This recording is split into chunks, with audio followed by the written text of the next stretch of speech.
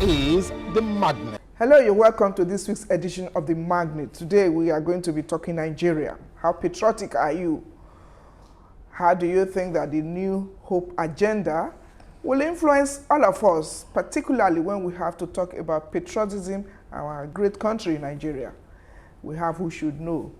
Our magnet for the week is somebody who has traversed various sectors and then now sit at tops of the company or the organization where we are today. And who are we talking about? The only way you know about him is to give you his citation. When we come back, it will be an interactive session. We'll be back shortly. Lanre Onilu is the Director General of National Orientation Agency. He has about 30 years working experience in image management and media industry. Onilu was a National Publicity Secretary of All Progressive Congress. The specialist in strategic public communications planning hails from Kwara State in the North Central Zone of Nigeria. He has vast experience in corporate and political communications, crisis communication, policy analysis and development issues. Onilu studied mass communications at University of Lagos and proceeded to West Virginia University, Virginia, USA for MS certificates in integrated marketing communications. He has also attended several seminars and conferences within and outside the shore of the country, including Advanced Public Relations and Media Audience Research at the New York University, United States, and at the prestigious World Advertising Research Council, WARC, in London, United Kingdom, among others. Onilu is an associate member of the Public Relations Society of America, PRSA, and member of the Public Relations Society of New York, a corporate member of the International Communications Conference, ICC, at Baruch College, State University of New York, USA, an associate member of the Advertising Practitioners Council of Nigeria, APCON. You're welcome back. The program is The Magnet, and it's my great pleasure to welcome to the program, actually in his office at the FCT Abuja, Mallam Lanre Onilu. He's the Director General of National Orientation Agency. You're welcome to the program, sir. It's my pleasure. Yeah, thank you very much for having us, sir. My pleasure. We're talking Nigeria today, and you are the image maker of Nigeria. In fact, I talked about renewed hope agenda. I mean, that's somehow the mantra of the federal government.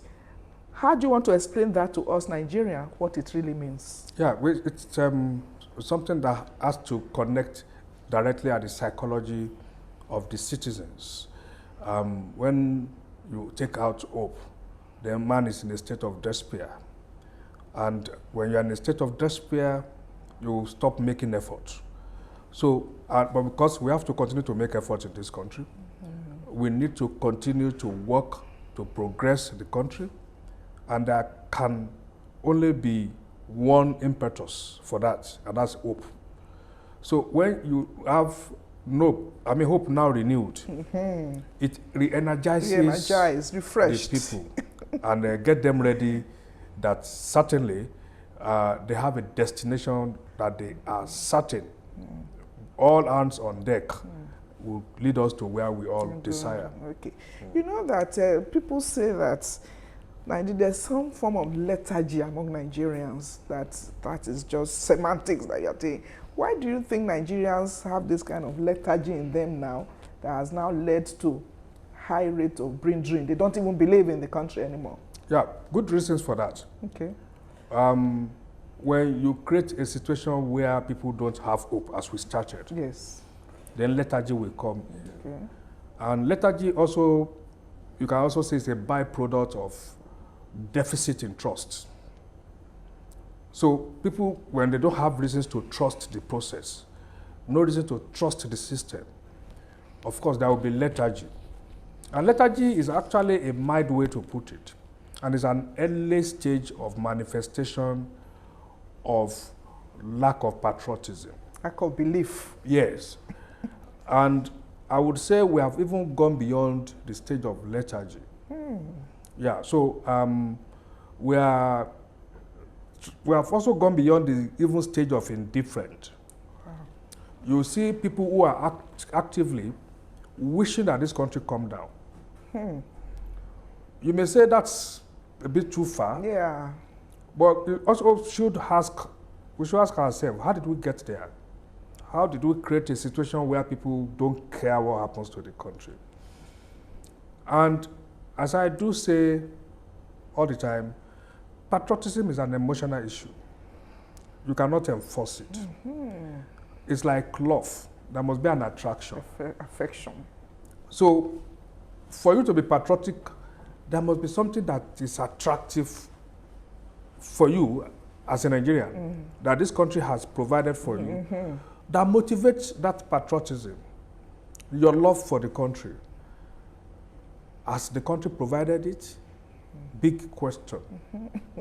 So now, the next thing for us to do is not to bother too much about how people feel in terms of the psychology of patriotism. Of dislike.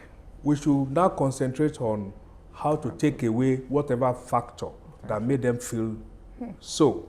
So this government, as I know the president, for instance, and this agency that has the mandate of spearheading this, we are not going to waste our time telling people not to feel the way they feel.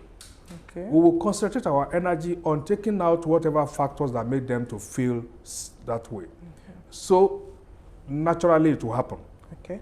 That there will be a shift, a paradigm shift in mentality, in their disposition towards the nation, by providing concrete reason. So it's not about preachment. It's not about telling people you have to be patriotic. You can't talk me into patriotism. You've got to lead me into it. Okay.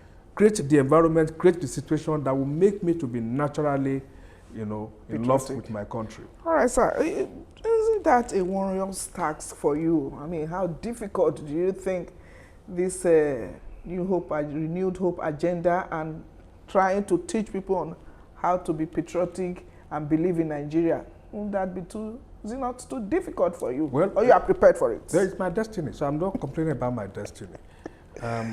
My purpose is to do my bit, but to do that, I must ask myself if I have a clear idea of what this is all about. And as I said, I understand what the issues are. Okay. I'm a communication specialist. I practiced journalism and rose to become editor. And got trained as a communication planner. And all my years, for 33 years, I've done no any other job other than communication. Interesting. And I understand clearly that this is about behavioral communication. Exactly. Attitude. And there are procedures to that. So we're going to apply the best of procedures. Okay, you know the interesting thing, sir? Nigerians, are they really complex? Because a few of us have traveled outside the country. We see them behaving well, obeying all the rules and regulations, particularly when it comes to attitude, habits, and all that. But here, it's a bit difficult. Why do you think that's happening? Nigerians are not difficult. Okay. And Nigeria are also fantastic followers. Take it back, 1983-84, when Buhari Idiagbon came. Why? They said, discipline, kill. Yes. We were doing it. Yeah. 2 years later, another government came and said, sorry, we were joking, relax. We relaxed. We are very obedient. So what else do you want from followers? You may say we have a weakness. If we are not directed, we are incapable of doing things by ourselves. And you also may say that we are so good as followers that if you say if you give us bad example, we'll follow. See, the same people that we complain about, Nigerians, and I think we are a bit too harsh on ourselves. Educated people driving on the road, they get to an intersection. If there is nobody directing traffic, our weakness comes to the surface. Yes.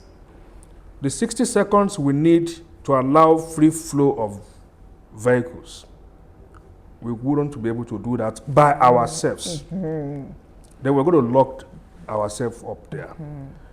But these same people, sane, educated, enlightened, broad-minded, will get to an intersection and see a mentally challenged person standing in the middle of the road, giving direction, and they will follow. So we are good followers. Okay. But it does mean something is missing. Yes. Somebody to give good direction. Now, the other thing is, let's start it from our children, the home front. From your own job again, how do you think we can start to begin to enforce or begin to introduce our morals, values, and our very beautiful traditional and customs into our children so that Nigeria will be a better place again? There are a lot of infiltration of foreign influence. Do you agree with Yeah, that? there will be infiltration of foreign influence if you have emptied your house of your own ethical values. Nigeria has created so much vacuum in the lives of the children. Yes. We have vacated our roles, and as we speak, we have about 72% of our population below the age of 35. That's about 160 million Nigerians. And of this, you have children of below the age of 9 being indoctrinated Yes. with foreign content Yes. through cartoons that parents don't even know what the cartoons are all about. And these children are being force-fed through their formative years. Today, there are cartoons that shows marriages between same-sex Yes. already in our homes, already in our bedrooms. So we can be out there mouthing how much of Morals. antithetical to our culture this is, but we have left our doors Open. open. Interesting. Interesting. Did so- you? Part of what we are trying to do in NOA, Exactly. which we are going to be hearing in the next 3-4 weeks, is to ensure that we intervene at that early stage. Good. To ensure first, in the next 3 years, we want to dilute the content by creating platform for our own content, local content, that speak about who we are, about our values. Then we dilute the foreign content. But in the next 5 years, 60% of what our children consume must be local content. And there must be further effort to ensure that we pay attention to what kind of content are coming from other countries. Program is still the magnet, and we're conversing with the Director General of National Orientation Agency, Mallam Lanre Onilu. Let's go for a short break. We'll be back to continue the conversation.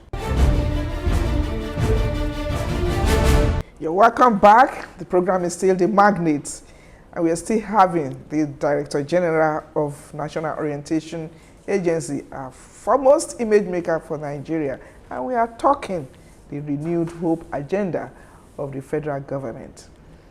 Yes, he is Mallam Lanre Onilu. You are welcome to the program again, sir. Thank you. Thank you for all the insight you have provided.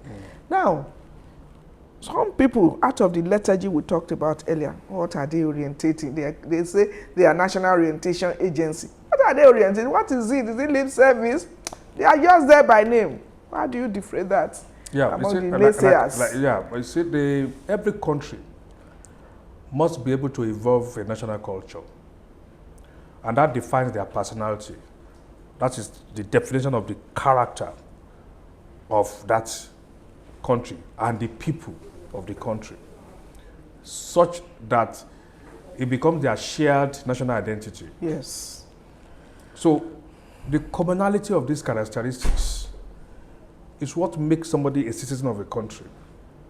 And when you don't look like them, then you are a social defiant. And then you say you are not a proper Nigerian. So the challenge we have in this country as of today, that has actually led to a situation where we see so much disunity, is because we have not been able to evolve a national value system that we all can ascribe whatever we do Key into. So till today, a Yoruba man is still a Yoruba man because here all he has got are the Yoruba values. And so he is striving to be an Omoluabi, which for Yoruba, that is the epitome of Yorubaness. Decency and responsibility. The Hausas have theirs, the Igalas, the Igbo, every tribe has the tradition. Peculiarities. Yeah, they have common identity. Earlier on, you were talking about Nigerians, the good aspect of Nigerians, and you also have alluded to that a while ago. Do you know Nigerians are very, they have empathy in them. And because of this unity we're talking about, when you look at the formation of the federal government colleges, schools, the NYSC, it's all in a bid to harness all the various cultures and tribes in Nigeria. How are you going to build on that to implement what you're talking about now? Yeah, the first thing, as I said, to go into NYSC, which is a structure, an institution that can facilitate that, to use the unity schools, to use the federal government colleges, you must first and foremost define what exactly do you want to do. Okay. That's why the charter is important. Okay, when you finish from the university, you are given a certificate. And it reads, you have been found worthy in learning and character. Yes. But you and I know we don't go to school to learn character. No. So the character aspect is the values. Why did we take civic education away from school? So this has to come back. If English and mathematics are compulsory in school, why is the study of nationalism not compulsory? What will make you to be a Nigerian, a good citizen? So we are working with the relevant institutions to ensure that by the time, as we speak, we are at the last stage of developing the blueprint on the value charter. Interesting. Yeah, we have had series of committees. The last committee is working on it. Okay. Our national anthem. Do you know, me as a person, I tend to prefer the older one. Nigeria will hear our own their native land. Our own their native land. No charlatan may differ. In brotherhood we stand. Nigeria's all and proud to serve our sovereign motherland. I don't know, there's much. If it's something that you can do something about, but I mean, what do you think? Yeah, you see, there's an emotional issue there. Yes. If you want to look at it with a sense of nationalism, you will take the new one. Okay. If you want to look at it with evaluation of the one that actually speak directly, Language. you take the older one. Why did I say that? The one you sang, which I prefer also, which the president had actually cited on many occasions. Really? Even during the campaign, he would say, though tribe and tongues may differ, in brotherhood we stand. It was composed by a colonialist. Okay. So if you look at it from a sense of nationalism, you will say, do away with relics of colonialism. Okay. But the current national anthem was composed by 6 Nigerians. In 1975, 6 Nigerians sat down together to work on this. 5 of them are still alive.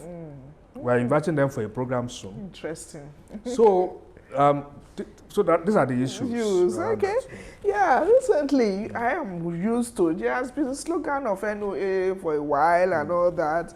The change begins with me. That's the one that we're used to. But lately I'm hearing some whispers of I serve to be saved. Do you want to talk a bit about that? Yeah. You see, the whole essence of humanity is service. Yes. Even the only thing God asks of us is to serve Him. The best gift you can give another human being is to render good service. You're a nurse. serve diligently. You are a policeman, serve diligently. You are a president, serve diligently. Once you do that, nothing more. So, but don't expect to be served until you also have served. So if we begin to see ourselves as people who are offering service, with the consciousness of somebody who has a duty of care, that is when we can have a country of caring people, of kind-hearted people. So change begins with me. Perhaps maybe at that era, I don't want to go into semantics or debate or any controversy. Yeah, but if you look at the issue in this country, we had NSAS. The NSAS, the old process of NSAS, was the youth asking a question about the kind of service they got from the police service. The whole issue of leadership in this country is about service. The whole issue about citizenship in this country is about service. So whichever way you look at it, corruption, insecurity, is about service. Hunger. Service. Very interesting, very nice. Okay, but we also argue and say that what is the enabling environment to serve? Yes, you can volunteer, you do that. How do I serve when I don't have the enabling, when I'm hungry, when I don't have you're coming back to renewed hope. Okay. Yeah. You see, in the last few months, there are a lot to speak to. To say, yes, it appears hardship is being aggravated. But I'll tell you, there are some hardships that you take with renewed hope. Yes. That's the difference. And why would you take hardship with renewed hope? When you know this is a necessary hardship Action. that will lead to... You sacrifice before you get. Yeah.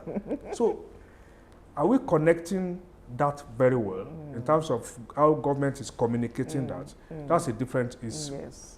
But there have been actions, there have been policies that are well intended, that we know that with time it will take us out of the doldrum. When people complain of hardship now, the analogy I use is we are all in a building and we can see clearly the structural defect. And year in, year out, it's getting bad. Dilapidated. And the caretaker has been patching and managing the building. Doomsday. And when rain comes, it beats us, the sun, everything is so, the reptiles enter the house, all sorts of things. And we all know the solution is to bring down the building because the foundation is weak. And then rebuild. But caretakers, successive caretakers, were also being careful, thinking the people inside the house, how would they survive? Catch-22 situation. Which one do you pick? Sacrifice, suffer before you enjoy. So now I have a caretaker who says, hey, this house will eventually collapse on our head. We need to make that sacrifice here and now. Let's move out. Let's bring this building down. Let's do a solid foundation, a solid structure. Then we move rebuild. As a renewal. During that period, we are unsheltered. Rain will beat us. Sun will beat us. But we know that is a sacrifice based on renewed hope. What's awaiting us? Because we can see the building coming up. Thank you so much. We are rounding off now. We need you to round off. Give us your final words. Reassure Nigerians, just like you have done. And then I really do not envy you because you really need this advocacy and so many things to do to renew our hope, you know. Yeah, well, the only thing I can tell Nigeria is the cliche, when there's life, there's hope. There's hope. But it goes beyond just when there's life. When there are positive actions being taken, and you can see. And we can see, let's be patient. let's do our part. Leadership issue, yes. Nobody is saying no to that. But if tomorrow we all wake up, fantastic road everywhere, rails, interconnectivity of rail lines everywhere, electricity 24/7, fantastic health facility, education facility, and we have all of that. So leadership problem is solved, right? Then you now see citizens wake up the following day, go to the bridges and remove the railings to sell. That's another challenge. It takes both sides.